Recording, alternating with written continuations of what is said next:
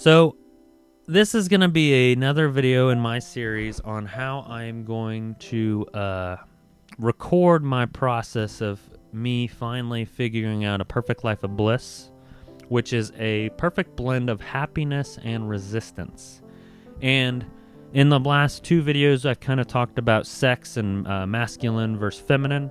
In this video, I want to kind of more specifically talk about feminine, because I wanted to separate the thoughts first of all, but I want to kind of make this one a very clear point in this video that I think that feminine is one of the greatest energies in this world that really set history apart. And I feel like it is the energy that drives and dictates the style, the capabilities, the standards of life, and what is good, what progresses, and what is killed off and dies. So as far as who is if you looked at from an evolution thought process where this progresses into this and this progresses into that, and then what works survives, and then what doesn't work dies off, then you would start seeing that in our history as far as styles, and as far as all of the traits that would be acceptable. So the left part of your brain, or the more logical side of the brain, would be more oriented into what works and what doesn't work, where the right side of the brain would be more like the creative side of the brain, which would be much more like the feminine side of the brain. Or if you are starting off in the spectrum of a female, which I don't have necessarily any grounds on other than the fact that I live with a female, then the idea would be that you are more likely to have a right brain thinking, and it would be much more of a creative and thoughtful and nurturing, and more of a feelings type of mindset. Now, the beauty of whenever you are a human being, if you're a male or a female, you can be more masculine or female depending on your situation, your chemical balance at the birth, your parents, the way that they talk to you, or your environment, your best friend that you first had, or anything else that you thought of in society could cause you to be more thinking with your masculine side or your feminine side. And then that would cause you to make decisions in life based on that thought process. In these series of videos, I am trying to think about how I am going to continue, and how I have maintained a perfect line of happiness and resistance through communication, through understanding thoughts, by predicting future outcomes. And when I'm understanding myself, I'm realizing that there are a lot of feminine thought processes, and I like to think about where did that thought process come from. And sometimes they may come from other sources, or they may have come from my own natural hormones, or my own natural feelings, or my own natural situations that come around.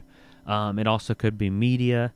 It could also be my understanding of the word feminine, or my understanding of the word masculine, or anything else above that, So it could also be my interactions with women, and with what I think they do more likely than a man does or not. So the idea is that all I can do is interact with what I understand feminine is in myself, and how I see that being reacted on my wife, and how she's portraying that energy, and how I'm trying to mimic that energy, and also flow with that energy in myself whenever I see it fit, whenever I see it necessary. And I don't want to necessarily worry about how someone else thinks about me when I use that energy, in the sense of I'm not necessarily worried if someone thinks that I'm a particular preference now because I'm acting a certain way, or I'm going to go forth and think a different way, or I'm going to I don't know, change my lifestyle, or I have now strictly 100% this or 100% that, or I even at all would partake in the thoughts that they're thinking. It's like, who knows? But then again, I also think about absolutely everything I can think about in the scale of how do I interact with that. So I've maybe thought about it, but am I really thinking about it in the sense that they're thinking about it? But now the way that I'm acting is causing them to think that I'm thinking about it in the way that they think that I'm thinking about, that I'm not thinking about it.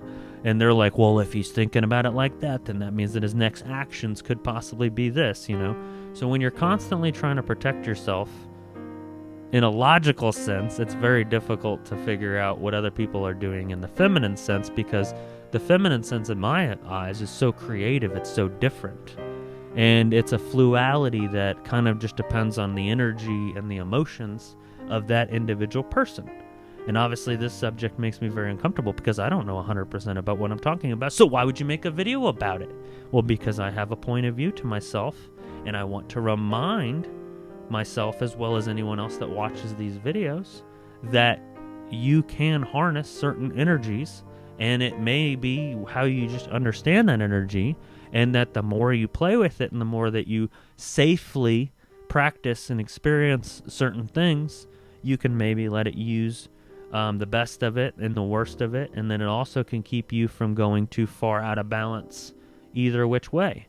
So like the idea of ballet seems a little too feminine, right? Because it's very fluid and you're moving your hips in your body, and masculinity is very like almost seems rigid. You're supposed to be very strong. You're supposed to be like a structure. You're not supposed to be moving. So whenever you go and do all the fluid ballet movements, it starts to look and like you're feminine, or you're more feminine. So whenever you're too feminine, it almost looks too vulnerable to someone. And the thing that's interesting about feminine is like, at what point in time does it become vulnerable, or what time does it become that we even need to talk about vulnerability when it comes to feminism? Because the only difference would be at that point is the ability to handle an altercation or something like that. So following all of those energy flows and stuff like that, and being able to go from one extreme to the next, is obviously what I'm trying to conquer. And I'm also trying to be more artistic and be more thoughtful and be more intuition. And I feel like my feminine side is much more connected to intuition and artisticness, and that ability to kind of think of things that are not just inside the box, and allow myself to kind of understand things a little bit better than just thinking it's 100%. So whenever I understand my wife, or whenever I think about the best parts of my wife, I of course always think about the feminine parts, but of course she does have a lot of masculine parts that keep her structured and keep her rigid and keep her able to keep that other part moving. And that's just kind of how my perception of it is. Obviously it her other feminine part is just beautiful. It's love, it's caring, it's, I don't know, it's sympathetic, it's like something that you can come to. It gives you with just by observing,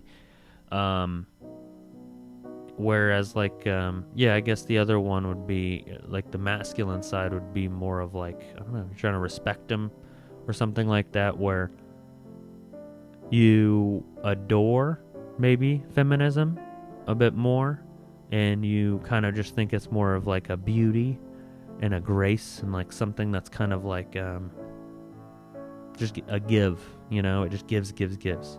And where I guess the masculine force would be more of like a protect what has been given, so like try to continue on, where the feminine energy just keeps giving. Because I feel like if I start getting into my masculine mind too much, like it just is like it's on like protection mode. And then when I can get into my creative mind, it's more of that feminine fluid kind of colors and joy in life, and it kind of just builds something new. But those are just my extremes.